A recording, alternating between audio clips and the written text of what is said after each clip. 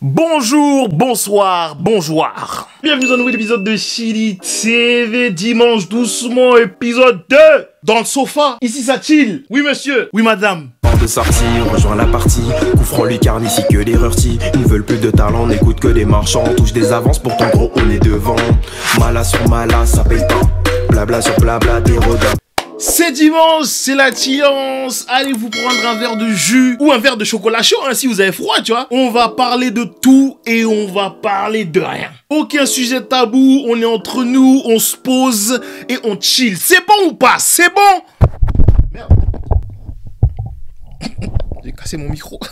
Aujourd'hui, on va parler d'amour, de love, de couple. Tu sais, les trucs qui te donnent les papillons dans le ventre, hein? Et se demander si cet amour est encore possible de nos jours. Tu vois, on a une époque où il n'a jamais été aussi facile de trouver l'amour. Mais d'un côté, il n'a jamais non plus été aussi difficile de trouver l'amour. Je m'explique. On est la génération d'Internet, tu vois. La génération qui a connu d'avoir accès à des informations ou à des gens via des smartphones, via des ordinateurs, via des consoles. La génération d'avant, tu sais, c'était les anciens, tu vois. Les gars qui, oh, ma fameuse, je l'ai rencontré en boîte. Oh, je l'ai rencontré dans un bar. Oh, j'étais en voyage, ah, et je l'ai rencontré, ah. Tu sais, des histoires rocambolesques, en fait, tu vois. Les humains de notre génération, ce qu'on appelle les millennials et la génération Z, donc, disons, de 40 ans et tout ce qu'il y a plus bas, on a accès à ce que l'on appelle Internet. Et on a le choix de ouf. Tu peux littéralement rencontrer quelqu'un sur n'importe quelle plateforme, sur n'importe quel réseau social. Et si même avec tout ça, tu trouves pas chaussures à ton pied, tu peux même télécharger des applications de rencontres. Mythique, Tinder, Badoo, Bumble, adopte un mec, adopte une fesse bombée, adopte une fesse plate, il y a tout, il y a de tout. Et en vrai c'est lourd parce que ça veut dire que d'un côté t'as le choix. Mais est-ce que c'est pas un problème? Au final j'ai l'impression que t'as tellement le choix que tu sais même plus où t'y retrouver. Surtout que j'ai l'impression qu'on est une génération qui, quand quelque chose se casse, au lieu d'essayer de le réparer, on cherche à le remplacer. Et que justement on applique cette manière de penser là à nos vies amoureuses. D'un côté je pense que c'est une bonne chose parce que c'est quand tu parles aux anciens, tu vois, aux anciens.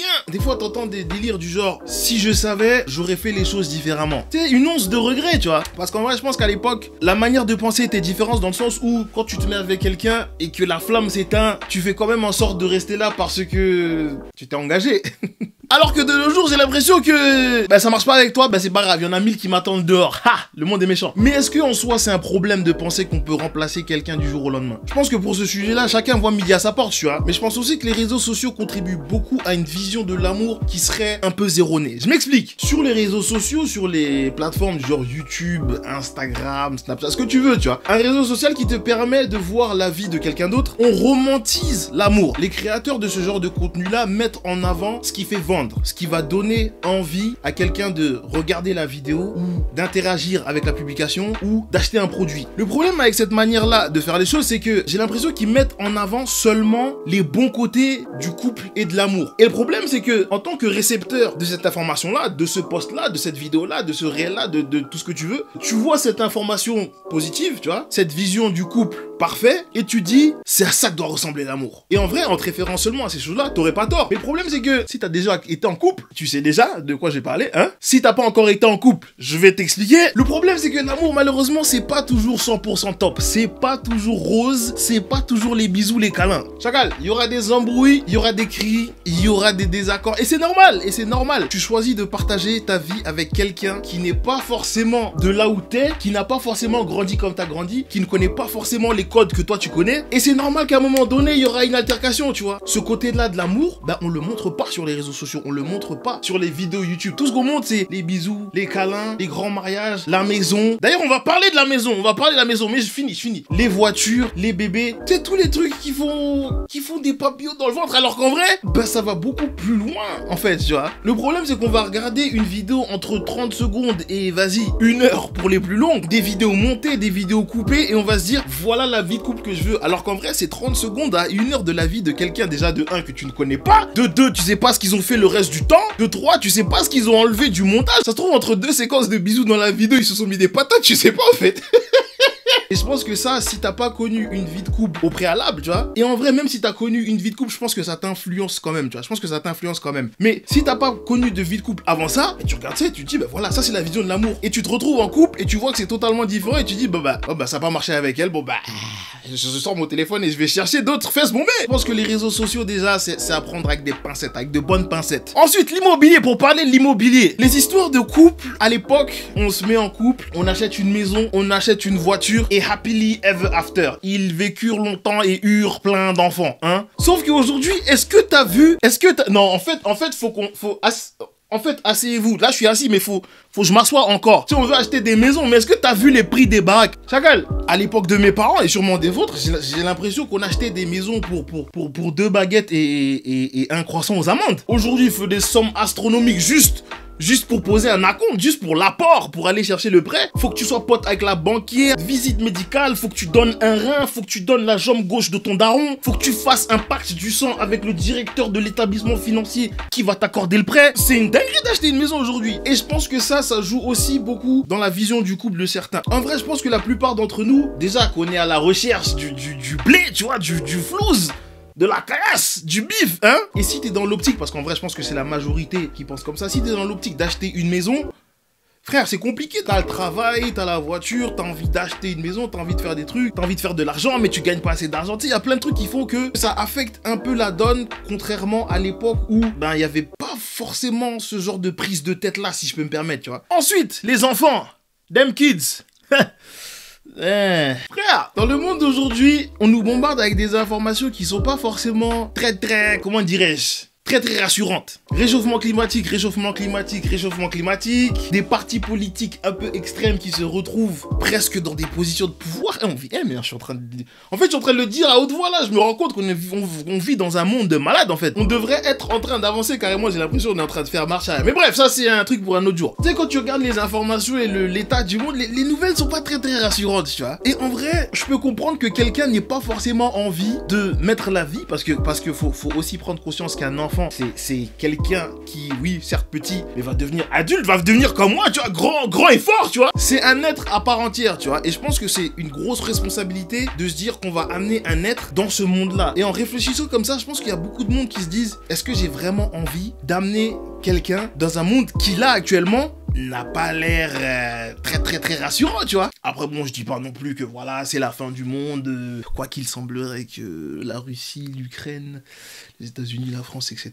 veulent commencer la 3e guerre mondiale. Mais bon, ça c'est pas grave, on en parlera dans un autre épisode, hein. Mais voilà, je pense que ce genre de réflexion-là amène à se poser la question de savoir si tu veux vraiment avoir un enfant dans le monde actuel, tu vois. Et en vrai, même les premières concernées, hein, mesdames, mesdemoiselles, même les premières concernées, j'ai l'impression que c'est pas facile d'être une femme. Frère, être une femme, c'est dur, hein. Oui. Tu sais, je disais un tweet qui disait les réseaux sociaux causent la destruction de ce monde. Moi, je pense que les réseaux sociaux causent la déconstruction de ce monde s'ils sont bien utilisés. Tu sais, j'ai des familles autour de moi, tu vois. Que ce soit maman, que ce soit mes sœurs, que ce soit mes cousines, que ce soit mes potes, que ce soit les fesses bombées. Et le fait d'avoir ces femmes-là autour de moi m'a beaucoup appris sur ce que je ne savais pas à propos d'une femme. Mais le fait d'avoir des réseaux sociaux, Twitter, Instagram et TikTok, bizarrement, tu découvres des trucs de malade. Là, dernièrement, j'ai découvert qu'une femme pouvait avoir du lait maternel via les aisselles. Mais c'est une dinguerie, wesh. T'es là, t'es posé. Déjà, c'est dur d'avoir accouché, je pense, d'avoir sorti le 9 mois de quelqu'un. Je pense que c'est déjà compliqué. Mais en plus de ça, faut que tu sortes du lait à travers tes aisselles. Oh putain de merde. Oh, être une femme, c'est le ghetto, wesh. Là, récemment, j'ai aussi vu une jeune maman qui venait de donner naissance, avait perdu ses dents. Je vous jure, être une femme, c'est chaud. Être une femme, c'est chaud. Frère, je peux même pas imaginer ce que c'est d'être une maman, en vrai.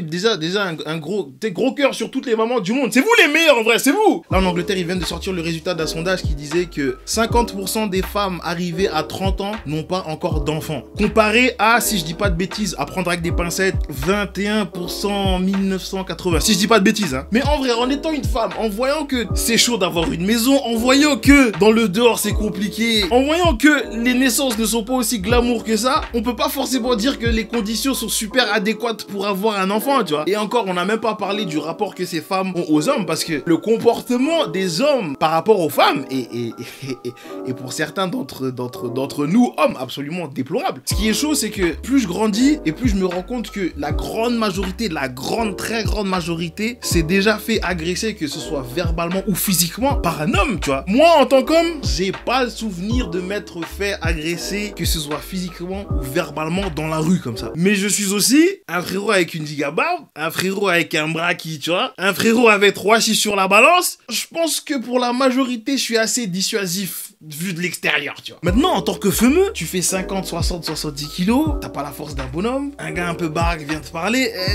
je pense que ça fait flipper un petit peu d'être dans le dehors en tant que femme, tu vois. Juste par exemple, en ce moment, ma voiture est au garage, tu vois. Ma voiture est au garage parce qu'il y a eu un rappel national pour une histoire d'airbag. Et comme la pièce pour ma voiture n'est pas encore arrivée, je dois la laisser 5 jours avec le garage, tu vois. Je connais le frérot du garage, donc le frérot du garage m'a dit, bon bah, Chid, je vais pas te laisser 5 jours sans voiture quand même. Je sais que maintenant t'es un youtubeur, t'as besoin de bouger, etc.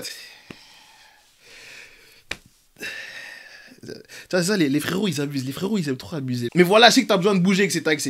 J'ai une Fiat 500 là, est-ce que tu veux la prendre? Au premier abord, je me dis, chacal, tu me donnes une voiture, moi c'est tranquille, je me donne une voiture, tu vois, donc je prends la voiture. Vous imaginez pas le nombre de klaxons, le nombre de gars qui montent au niveau de la voiture pour voir si c'est une femelle à l'intérieur de la voiture. Oh, c'est un truc de ouf. Alors la déception qu'ils ont sur le visage quand ils voient un Renoir barbu brassaillant. Oh frère.